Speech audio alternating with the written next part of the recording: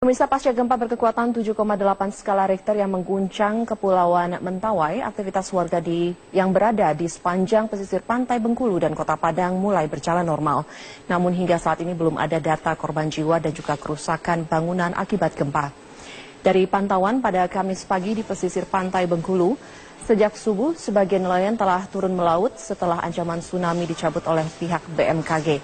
Gempa berkekuatan 7,8 skala Richter yang mengguncang Kepulauan Mentawai, Sumatera Barat pada Rabu malam sempat membuat takut warga yang tinggal di pesisir Kota Bengkulu.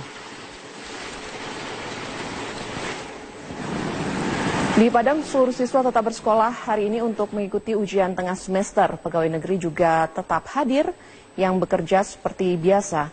Dan hingga kini saluran telepon dan aliran listrik di sekitar pusat gempa bumi masih lumpuh.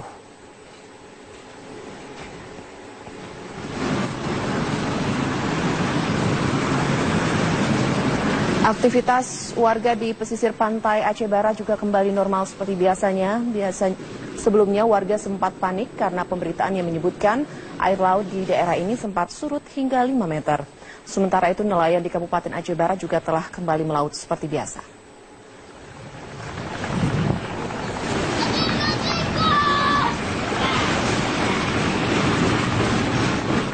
Gempa susulan kembali terjadi di Kepulauan Mentawai, Sumatera Barat pagi tadi. BMKG mencatat telah terjadi 10 kali gempa susulan pasca gempa 7,8 skala Richter yang terjadi pada Rabu malam. Gempa susulan di Kepulauan Mentawai terjadi pada pukul 7:10 waktu Indonesia bagian Barat. Kekuatan gempa 5,5 skala Richter namun tidak berpotensi tsunami. Menurut BMKG masih ada potensi gempa susulan. BMKG hingga kini terus memantau kawasan di sekitar Kepulauan Mentawai. Yaitu yang magnitudenya 5 ke atas, ya, itu adalah 4 kali gempa susulan. Yang kurang dari 5 itu 6 kali gempa susulan. Ini apakah ada potensi gempa susulan lagi, Pak? Kalau potensi itu adalah ada, ya, setiap gempa besar selalu diikuti oleh gempa-gempa susulan, ya. Nah, oleh karena itu kami terus memantau perkembangan dari gempa utama itu, ya, dan kami akan selalu update jumlah gempa susulannya. Kekuatan 5,8 skala Richter Kamis pagi kembali mengguncang perairan Kepulauan Mentawai. Gempa susulan terjadi pukul 7:10 waktu Indonesia bagian Barat. Ini merupakan gempa kedua kali setelah gempa berkekuatan 7,8 skala Richter yang terjadi pada Rabu malam. Kedalaman gempa 10 km dengan titik gempa berada di barat daya Kepulauan Mentawai, Sumatera Barat. Gempa susulan ini tidak menimbulkan tsunami. Sejauh ini BMKG masih terus memantau gempa susulan di Kepulauan Mentawai. Iya, itu benar, ya. Tadi terjadi sekitar pukul 7:10. Itu pertama adalah magnitudenya 5,8. Kemudian setelah diupdate, ya, beberapa menit kemudian itu adalah magnitudenya atau kekuatannya hanya 5,5 skala Richter. Oleh karena itu kami adalah BMKG memantau secara terus-menerus perkembangan efek daripada gempa utama yang besarnya adalah 7,8 skala Richter. Ya, walaupun itu adalah lokasi tetap di sekitar gempa utama, tetapi karena adalah kekuatannya hanya 5,5, ya, di bawah 7, maka kami tidak mengeluarkan peringatan dini tsunami. Ya, tidak mengeluarkan peringatan dini tsunami. Sehingga masyarakat bumi berkekuatan 7,8 skala Richter di Mentawai, aktivitas warga di bibir pantai barat Kota Padang kembali normal. Warga kembali beraktivitas seperti biasa. Sejumlah ruas jalan di Kota Padang sudah mulai dipadati warga. Tidak ada lagi warga yang mengungsi di lokasi ketinggian karena takut gempa bumi susulan dan tsunami. Anak-anak di Kota Padang tetap bersekolah, warga lainnya tetap bekerja dan melakukan aktivitas rutin mereka. Sejak BMKG menyebutkan gempa bumi tidak berpotensi tsunami, warga Kota Padang sudah mulai tenang. Hingga kini belum ada laporan resmi adanya kerusakan bangunan maupun korban jiwa dalam gempa kali ini. Sementara itu jaringan telepon dan alat penerangan di Kepulauan Mentawai masih lumpuh. Warga masih bertahan di lokasi pengungsian karena takut gempa susulan dan disertai tsunami.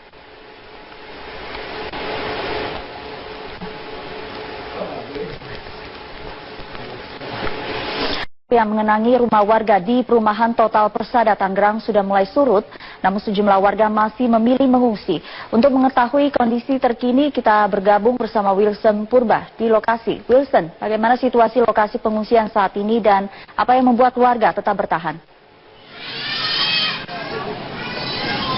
Ya, Sumi, banjir yang menggenangi kawasan Total Persada ini membuat 2.639 warga mengungsi di 3 lokasi. Salah satunya adalah di lokasi GOR Total Persada ini bisa menampung 401 orang, dan juga di lokasi kedua ada di Balai Warga, tepatnya di RW 10 ada bisa menampung 180 orang, dan yang ketiga ada di masjid ataupun warga yang mengungsi di perumahan keluarganya itu ada 2.058 orang.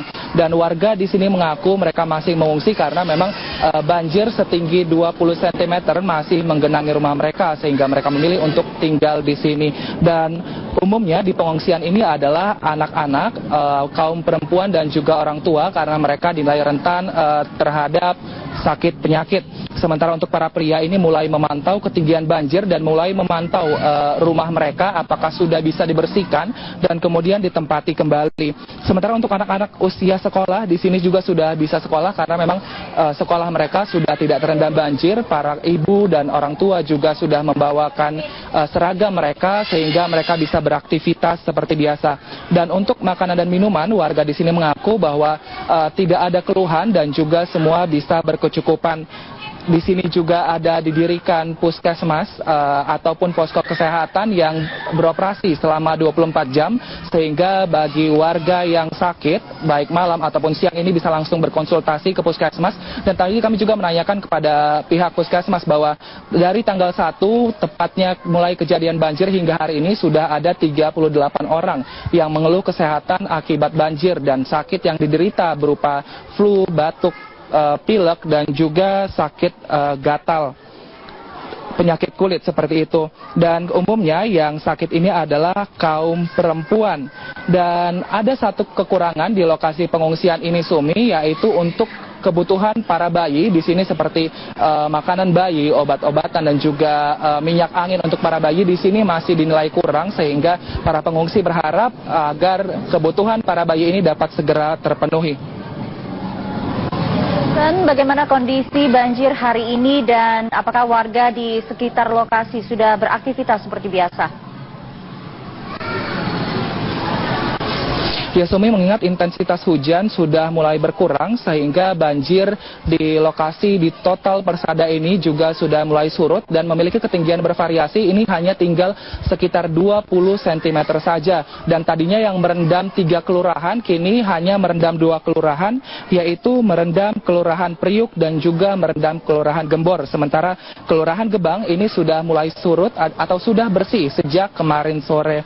Dan saat ini juga memang diketahui Kecamatan Priuk ini merupakan wilayahnya lebih rendah dari dataran sungai. Maksud kami dari wilayah sungai yang ada di kawasan Total Persada, sehingga seringkali jika hujan lebat dengan intensitas yang tinggi ini membuat sungai-sungai meluap dan membanjiri kawasan Total Persada. Dan memang meskipun masih ada genangan air sekitar 20 cm, warga sudah beraktivitas seperti biasa, sudah mulai bekerja, anak-anak juga sudah mulai berangkat ke sekolah untuk melakukan aktivitas belajar mengajar. Dan banjir ini diketahui mulai surut sekitar pukul 5 sore kemarin.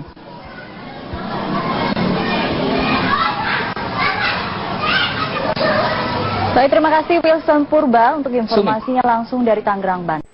Gempa kuat mengguncang Kepulauan Mentawai pada Rabu malam. Gempa besar itu berpotensi tsunami, namun beberapa saat kemudian Badan Meteorologi, Klimatologi, dan Geofisika BMKG mencabut peringatan tsunami tersebut. Gempa terjadi sekitar pukul 19:49 waktu Indonesia Barat. Guncangan gempa tersebut terasa hingga Kota Padang, Sumatera Barat. Akibat guncangan gempa, warga langsung berhamburan keluar rumah guna menyelamatkan diri. Warga masih bertahan di luar rumah dan di tempat-tempat aman yang lokasinya tidak terkena gempa. Slowly but sure, istilahnya.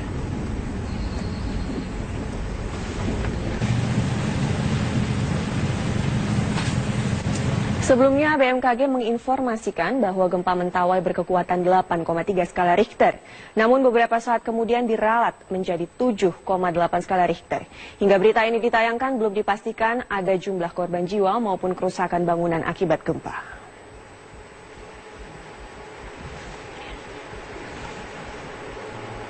Dan pemirsa, untuk mengetahui perkembangan terbaru terkait dengan gempa Mentawai, kita sudah terhubung dengan Kepala Bidang Mitigasi dan Tsunami BMKG Daryono melalui sambungan telepon. Selamat malam, Pak Daryono. Selamat malam, Pak.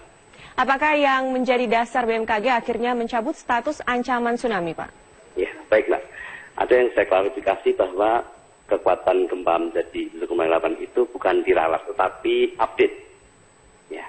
Kemudian yang menjadi dasar bahwa kita harus melakukan pengakhiran peringatan dini tsunami itu karena kita sudah mengkonfirmasi dari sistem peralatan kita pemantau tsunami atau tsunami guide yang kita pasang di sepanjang pesisir barat Sumatera, itu menunjukkan bahwa tidak ada tsunami signifikan yang kami catat.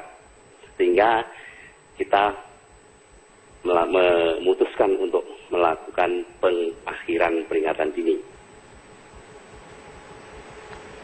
Baik, Pak Daryono, berarti tadi diupdate bahwa tidak ada potensi tsunami terjadi. Dan dengan kekuatan Baik, Pak, dengan kekuatan 7,8 skala Richter, apa yang meyakinkan masyarakat bahwa gempa ini tidak menimbulkan tsunami? Yang pertama bahwa gempa bumi ini memiliki mekanisme sumber sesar mendatar, sehingga tidak ada gangguan kolom air laut yang signifikan. Ini berbeda jika mekanisme sumber yang dihasilkan itu berupa patahan naik atau patahan turun. Itu tentu akan mengganggu kolom air laut. Namun dengan hasil analisis kita yang menunjukkan bahwa patahan yang terbentuk dari gempa bumi ini berupa patahan mendatar, itu potensinya sangat kecil sekali untuk terjadi tsunami. Baik, kemudian apa himbauan Anda kepada masyarakat yang masih mengungsi hingga malam ini? Baik, seiring dengan dicabutnya peringatan dini tsunami ini, kami himbau pada seluruh masyarakat di pesisir barat Sumatera untuk kembali ke rumah. Tidak ada yang patut dikhawatirkan lagi, sehingga situasi sudah kondusif agar masyarakat kembali beraktivitas seperti biasa, dan tentunya karena malam harus istirahat, tidak perlu ada yang dikhawatirkan lagi. Potensi gempa susulan juga kecil, artinya jauh di bawah dari gempa utamanya, dan ini memang wajar karena setiap gempa kuat itu akan diiringi oleh serangkaian gempa bumi susulan sebagai mekanisme untuk penyetimbangan tegangan tektonik yang mengalami deformasi di zona gempa itu. Baik, terima kasih Pak Daryono, Kepala Bidang Mitigasi dan Tsunami BMKG untuk informasinya.